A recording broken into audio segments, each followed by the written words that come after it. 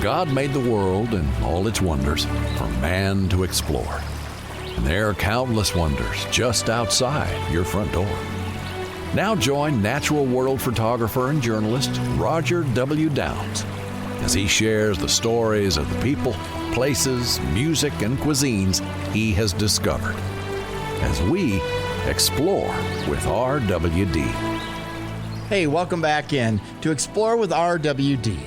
Of course, I'm Roger W. Downs, your host, and if this is your first time here, thank you so much for trying out my podcast. I do appreciate it, and if you like what you hear, please subscribe on whatever platform you're on so you can get the latest episodes as I continue to explore the natural world and share it with you. And today, we are going to learn about one of the largest owls in the world, and something that it eats that you're going to say, what?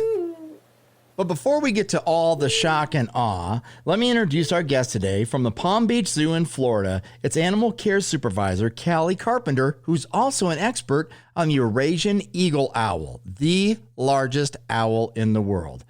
So Callie, where will we typically find the eagle owl hanging out in the wild? So Eurasian eagle owls have a very broad range. They can be found all throughout most of Europe and Asia and into some parts of North Africa as well. When it comes to habitats, they really prefer mountainous regions. They like cliffs and they like rocks. That's where they do like to nest, as well as some forests as well. But they are one of the largest owl species in the entire world. So they are able to prey on items that are a lot larger than what its owl might typically, including smaller owls. So they are, just unique in their size alone. Okay, so if they're the biggest owl in the world, how big is big?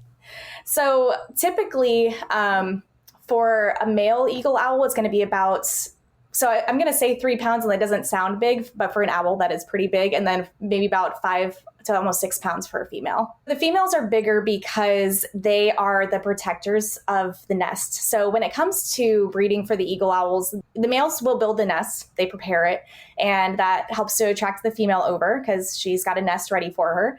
And then she lays the eggs, she sits on the nest, and she has to be the protector of the eggs for a long time.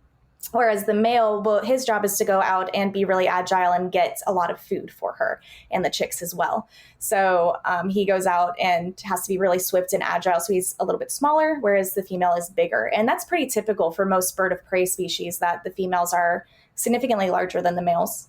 Well, it does make a lot of sense. I mean, if the female owl is guarding the nest and sitting on it all day, somebody's got to feed her. So what is the male eagle owl bringing back to the nest for his sweet thing to dine on?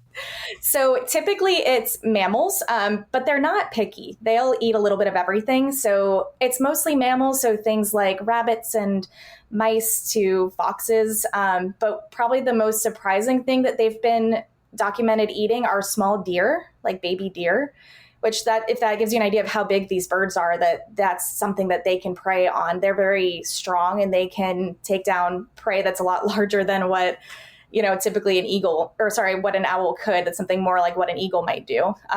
But it's very strange for owls. So yeah, they will mostly eat mammals, but they've also been known to eat like amphibians and lizards and, other birds and other birds of prey even. So yeah, they'll go for whatever they can. So let's go back to this eating baby deer. Over that.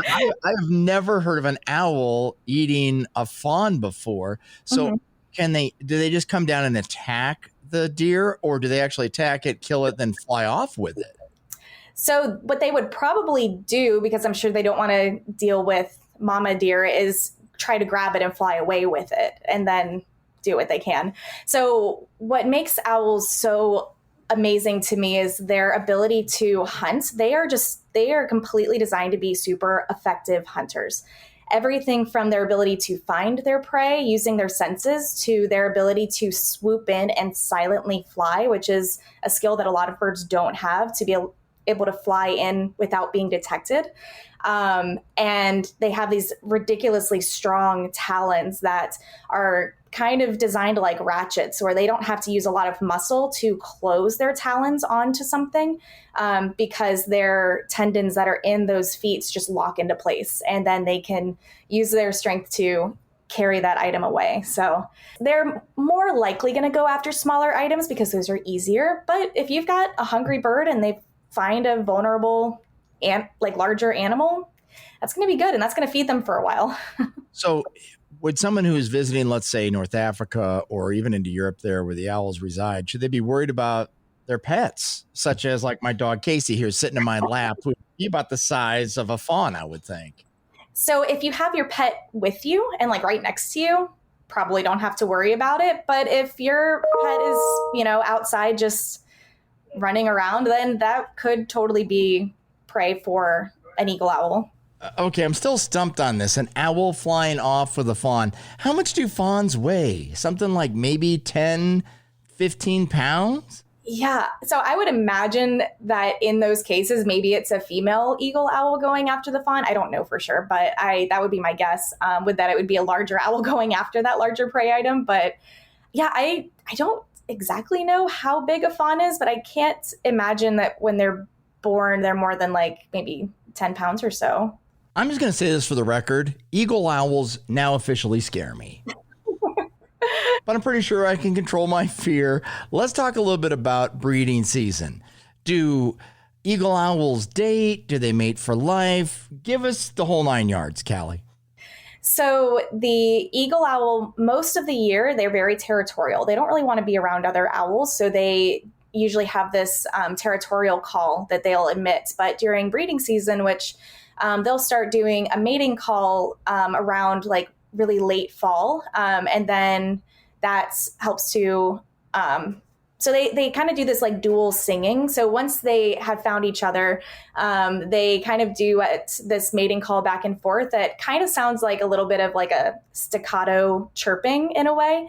And the male will start working on the nest and preparing the nest for her. And so they do this, cute little ritual where they're like chirping to each other, and they kind of almost bow to each other. It's super cute. And then they are bonded for that season, in which they'll start laying eggs in like January and February. So then they work together to parent and raise the chicks from there. So do they mate for life like some cranes and Canadian geese do? So I have read that they oftentimes will go back to the same mate most seasons, if not every season. So, and they often use the same nesting site as well. So I think in a lot of cases, they do choose the same mate. I don't think it's every time, but I think oftentimes that they're not quite pair bonded year round the way that you would see like cranes and some other birds, because otherwise they're territorial. But during that season, a lot of times they do come back to the same mate in the same nest. And typically, how many eggs do they lay every season? They lay 2 eggs. Just 2? Mm-hmm. Just 2 babies. So it's a brother and a sister or 2 brothers, and there's a big rivalry in the nest. It just isn't big enough. Yeah, typically just 2 eggs. So let's talk a little bit about how those owls then raise their young. What is the process for them? I mean, how long do the young stay in the nest? Do they coddle them a bit? How does that work out? So the baby eagle owls grow pretty fast. So their eyes are open within 4 days. They're already at least alert and aware of what's going on and starting to learn how to eat solid foods around that age. So mom's job is to sit on the nest and be the protector for the nest. And then dad goes and he flies and tries to hunt and bring back food to the nest. So the babies will stay in the nest till about 5 to 7 weeks, and then they don't fledge right away, which is when a baby bird will test out its wings by just jumping out of the nest and seeing what happens. So they don't do that. They typically just kind of crawl away from the nest. Usually they're on they're on like a mountain of some sort maybe. And so then they're going to, crawl around and start exploring. And then after 7 weeks is when they start practicing flying. So around like the 3-month mark is when they're able to fly and they're able to kind of go off and be adult owls on their own. Now, I know earlier you said that they prefer mountainous areas. So do they only nest on rock faces, or will you find them in trees sometimes? Yeah, they prefer rocks and cliffs, like ledges like that. And they don't bring material with them to nest. They actually just make little divots in the ground. They kind of like push things to the side, or like kind of like make a little divot in the dirt. And that's enough. That's all she wants. And yeah, they don't actually carry things to the nest to build it. She's really a drama-free bird, it sounds. Yeah. Now, a lot of owls will use pre-made cavities in holes in trees. So they don't create their own nests. They, inhabit holes that already exist, with the exception of the eagle owl that likes they like the cliffs. Now, I don't know about you, but Callie has really given me a lot to think about so far about eagle owls, including the fact that they hunt baby deer. Never even thought of that as a possibility. Again, Callie Carpenter, animal care supervisor at the Palm Beach Zoo in Florida, and also eagle owl specialist. And when we come back, we're going to talk about the dangers that eagle owls face in the wild. Don't wander off now. Explore with RWD will be right back after this. Hey, Roger W. Downs here again. I just want to take a moment and invite you to visit my website, rogerwdownsphotography.com, and take a look at the different photos that I've captured of landscapes, waterfalls, and wildlife. Or if you'd like, you can visit wncphotoart.com. Takes you to the same place, just might be a little easier to remember. Again, that's wncphotoart.com. In other words, Western North Carolina photoart.com.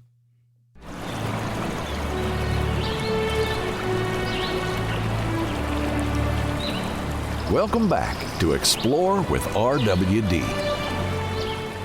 So are you ready to learn more about the Eurasian Eagle Owl? Well, I'm glad you stuck around because our guest, Callie Carpenter, an animal care supervisor at the Palm Beach Zoo in Florida, is still with us to talk about the eagle owl. So, Callie, what is the major danger that eagle owls face in the wild? So if you look up their conservation status, it'll say least concern. And the reason for that is because they're so widely distributed that there are a lot of numbers when you look at the total. When you look at specific ranges and regions, then there are some areas where they are more in danger than others. So they don't do well in like urban areas. So if there's areas that have had a lot of urban development, you're not going to find eagle owls there. There are some areas that used to have a lot of eagle owls that now don't, because we have a lot of people and want more cities and more places like that. So there are definitely some populations that are more in danger than others. And then also there's some folklore around owls that say that maybe they're a bad omen. And so then there's definitely there's some persecution for owls as well as maybe from some game hunters that want the same game that the owls are hunting and see them as a threat. So I know that was a big issue in the mid 1900s. There was a big decrease in eagle owl populations because of hunting of the owls, so that they would stop going after the game. And so since then, there has been less of that. I think people became more aware, and governments have stepped in to try to help provide more protection for them. But those are the main issues for them, really. I think the biggest one today is habitat loss. Well, unfortunately, that's happening for a lot of wildlife currently in the natural world as humans continue to populate the planet. But let's talk real quick, Callie, about the bad omens you mentioned with owls. What are some of the wives' tales you've heard? So my understanding, and I don't know if it's just their eyes, that when you look at an owl, they do look intimidating because they don't. So owl eyes are really cool because they are essentially fixed in place. They cannot just hold their head still and look around with their eyes. They have to move their head. So, a lot of times when I'm talking to someone at the zoo and I show them an owl, one of the first things they say is like, "Oh, he looks scary. He looks mad at me." And so that kind of initial reaction is that it's a threat, that you've got these huge eyes just fixed and staring at you.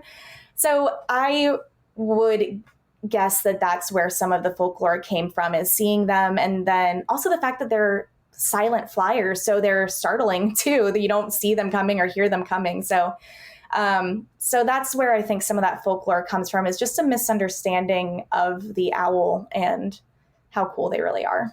Let's talk a little bit about their sight. How far can they see? Because I've heard about hawks and eagles having this amazing eyesight to be able to see a mouse like half a mile away or some crazy statistic like that. I might be wrong, but it's still a great distance away. Yeah. So especially eagle owls have these beautiful orange eyes, like a pumpkin orange color. And they're massive. And so they are nocturnal. So they do have the ability to see very well at night. So they, those big eyes let in as much light as possible so that they can see in the dark.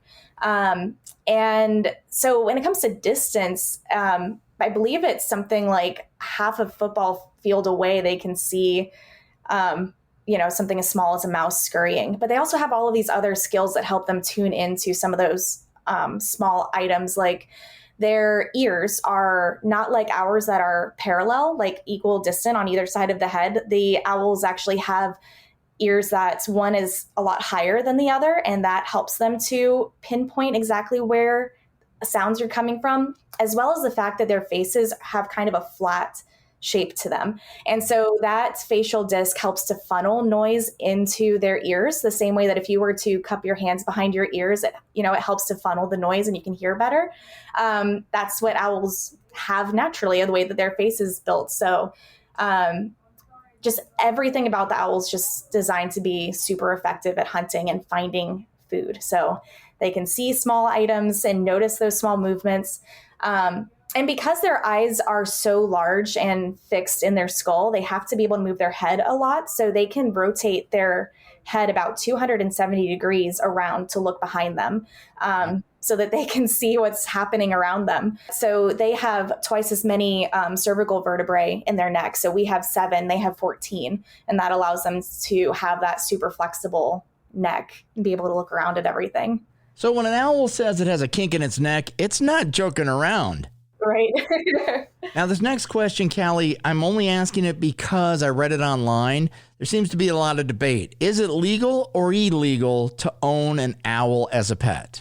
So my understanding is that it is illegal to own an eagle owl unless you have maybe some falconry permits and things like that. But regardless of the legal status, I would not encourage having an owl as a pet for a number of reasons. It requires a deep level of knowledge and resources to be able to properly take care of an owl. If you want your owl to be happy and healthy, it takes a lot of work, and it can be really easy to stress out an owl if you don't know what you're doing. So not only are they hard to take care of, they can live a long time. If you want an animal that's super snuggly and will like curl up with you at night, owls aren't going to do that, there's other things that people don't tend to take into consideration when they're considering exotic pets is, if your owl gets sick, do you have a vet in your area that can take care of owls? There's not a ton of, easily accessible veterinarians that are trained in exotics. So yeah, owls are not good pets. They kind of sound like some cats I've owned in my past. Yeah. And, there's a lot of maintenance that goes into making sure that their talons are not too long and their beaks are healthy. There's a lot of things that you just have to know and about them to be able to do it well. It would be really easy to not take care of an owl well. So I would not recommend owls as pets. Well, that doesn't sound like a really good idea then to have a pet owl, because if you don't know what you're doing, you could really cause it a lot of damage and shorten its life expectancy. And speaking of which, how long do eagle owls last in the wild anyhow? In the wild, it's only about 20 years. But in human care, eagle owls can live to be 30 is the average. But they've been known to live longer than that in human care. So 20 is the average out in the wild, but that doubles pretty much in human care. Okay, gotcha. So what is a typical life for an eagle owl like? I mean, what's their day-to-day routine? So during the day, they're not going to be super active because I save most of that energy for the nighttime. So usually they're up high, maybe in a tree somewhere, so that they are not, because if they spend a lot of time on the ground, they might become prey to a fox or, something else that is on the ground. So they like to be up high. They are very territorial most of the year. So they will spend time calling to let other eagle owls know that this is where they live and that they shouldn't come over here. And then when it starts to get dark, that's when they're going to start scoping out where potential prey is and then go hunting. So that's really the typical day-to-day of what I believe we know of eagle owls. Now, do other owls like hang out more than eagle owls do? Because these guys sound like they're pretty lonely. Is there a type of owl that's out there that's totally different? Like they have like a group of owls that they hang out with? Are they more flock minded? There are no species that come to mind that I know of that are social. Every owl species that I can think of is very solitary and they prefer to be by themselves. Wow. It's kind of sad, really. Yeah, they're just, they're loners until it's time for nesting and mating. So when we come back, we'll continue our conversation with Callie Carpenter, an animal care supervisor and an eagle owl specialist at the Palm Beach Zoo in Florida. And we'll discover how you can get involved in helping to save their habitat.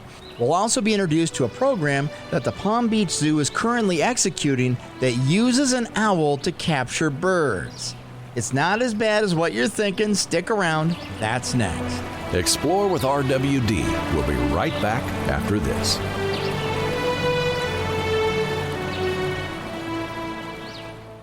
Visit WNCPhotoArt.com. Visit WNCPhotoArt.com. That's a really shameless plug. Hey, Roger W. Downs here again, and I would love to share God's artistry with you. Please take a moment and check out my website, WNCPhotoArt.com. Like Western North Carolina PhotoArt.com. That's WNCPhotoArt.com.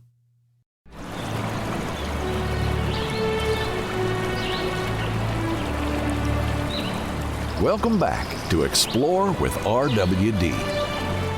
So now that we've learned about Eurasian eagle owls, we may want to get involved in helping to save their habitat because humans obviously are encroaching on it like a lot of other wildlife habitat. So Callie Carpenter, an animal care supervisor at the Palm Beach Zoo, has a suggestion on how we can get involved in helping to save habitats all the way around the other side of the world.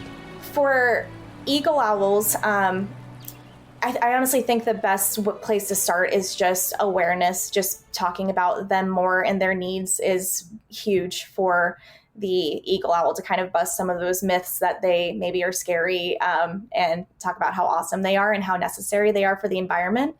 Something that people could do for other species of owls is that because they are owls that will go and they need already pre-made places to nest, you can actually build nest boxes and encourage owls to use that as their nest. So you can look up like what owl species you have in your area, because different size owls need different size boxes, and either you can build your own owl nest box or go and buy one. There's some that people make them online, and you can go and put it up in your backyard or in areas like that that would help provide habitat for owls in areas, especially where maybe there's less habitat for them. All right. And you did say that they're very important for the environment. Can you elaborate a little bit on that? Yeah. So owls are important in that they do serve that predator role. So, they are really important for things like pest control. They help to make sure that, there's not too many rodents. That's the role that they play to help keep everything in balance. I'm very appreciative of owls because every once in a while I get a mouse in the house and I'm like, no. But I'm sure that they probably eat a ton of them. I live in Western North Carolina, so I'm up in the mountains. So right in my backyard, I hear owls all the time, mostly great horn and barred owls. But I know they eat a lot of rodents as well. So let's talk a little bit about some of your outreach programs that the Palm Beach Zoo offers, not just for owls, but for different animals in general. Can you tell us some of those? Yes. So we work on a project for swallowtail kites, which are a beautiful and striking bird of prey that is migratory. It migrates from Brazil all the way up to the southeastern United States and back every year. And so they're just so amazing, and they will nest right in our backyard here in South Florida. So we work with ARCI, which is the Avian Research and Conservation Institute, who's been studying the migratory pattern of these birds for a very long time. And so we work with them to help to put telemetry backpacks on some of these birds. What that does is it helps us to track where they're going and what they're doing, so we can actually see this massive migration that they do every year. So the way that we help with that, one of the ways that we help is that we have a great horned owl named Hino, who is a very critical part of this program. So how it works is that when a nest has been identified where the kites are nesting, so the parents are very protective around the time that they're nesting because they want to make sure that their babies are safe. But the major predator of swallowtail kites are great horned owls. And so Hino is the great horned owl's name. He came to the zoo as a fledgling. He was imprinted on as a chick. So someone that was probably well-meaning, but didn't know that they shouldn't try to hand raise a baby owl, thought that they were saving this owl, tried to hand raise it. He was imprinted on and could not be released back into the wild. So Hino found a home here with us.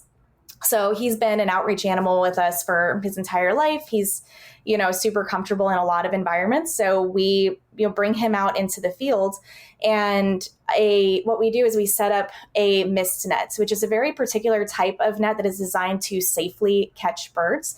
And it's very thin so that they can't see it. And so we put that up kind of near the nest. It's almost like looks like a goalpost in a way. And then Hino hangs out just underneath it. And for him, it's just owl TV. He likes to look around at the birds, and he just sits there and enjoys life. But then the adult kites that are in the area, they see Hino. They think that this is a predator that may be going off after their child. So what they do is they will start to kind of circle overhead and slowly get lower and lower to try to attempt to scare the owl away. Hino doesn't notice. I think he doesn't know that he's supposed to be scared of swallowtail kites. He just kind of looks at them as like, what are you doing? Until one of the kites hits the net. And then we're able to go in, we're able to get hands on the kite, and it's all a process of just minutes. It doesn't take very long at all to get important information on, like, is it a male or a female? Is it, is this bird healthy? We get some important measurements and data, put the backpack on the bird, and then is immediately released back to its partner and with the babies. And then we're able to see what happens from there and collect some really valuable data that helps to conserve this really important species. And yeah, Hino gets to play a really big role in it. That's really cool that he's part of that, and mainly because he doesn't know that he's a threat. He's like, what's going on here? That's really kind of neat. I love to hear how you guys are using an owl you had to save. He's got a great life, but he also helps to save the lives of kites. Yeah. And then with that information, such as their migratory patterns, that helps you guys then to decide, like, maybe we should help save these locations for wildlife habitat and that sort of thing. Or what do you use with the data? Oh, it can be used for a lot of things. One interesting thing is it helps with their range. It helps us to know where they're going, because they used to migrate much further north than just the Southeast U.S. So just kind of seeing some of those patterns and trying to figure out, why is that? Is the landscape changing? Like, what is it that they need, and where are they nesting? Where are they spending their time? So it's all just really important information gathering. And so knowing where they are nesting too helps with being able to, better provide data to support why we need to protect those areas that they're nesting. So then we can help to further conserve this species. And the reason why it's so important to conserve this species is not only that they're so interesting and just amazing birds of prey, but they also are what we call an umbrella species. So saving them creates an umbrella effect of protecting that entire ecosystem where they are living and where they're choosing to nest. So you've got, the trees that they like to inhabit and all of the creatures that call that area home as well. So by protecting them, it helps to conserve so many different animals at the same time. That's awesome. Now, is there anything else that you would like to share with us that we didn't touch on today? I just want everyone that's listening to kind of walk away with maybe a better understanding of owls, just because they are so often misunderstood and they are such amazing animals. And I just hope that people are inspired to maybe spend more time outside and learn more about the animals and the owls that are in your area. Now, where can they go online to learn more about you and also the Palm Beach Zoo and the efforts that you have? So you can go to palmbeachzoo.org, and we have lots of information about the zoo, things that are happening at the zoo, and also ways that you can support the zoo. Perfect. Well, Callie, that wraps it up. Thank you so much for your time today. I appreciate you. Thank you so much for having me. Again, Callie Carpenter there, an animal care supervisor and an eagle owl specialist from the Palm Beach Zoo in Florida. And I want to thank you for listening to the Explore with RWD podcast. If you've liked what you heard today, please hit that subscribe button so you can be notified when a new one comes out as I go out and explore the natural world and share it with you. And if no one has told you this yet today, please understand that God does love you. No matter what you've done, you are forgiven. All you need to do is ask. So until next time, peace, love, and coon dogs, y'all. Thank you for listening. Visit us online at explorewithrwd.com to discover more about Roger, his photography, podcast, and adventures. Or follow us on Facebook, Instagram, Twitter, and TikTok at Explore with RWD. Remember, we didn't inherit the earth from our parents. We borrow it from our children. May God bless you and yours. Now get outside and go explore. Explore with RWD is produced by Downs Media Incorporated. All rights reserved.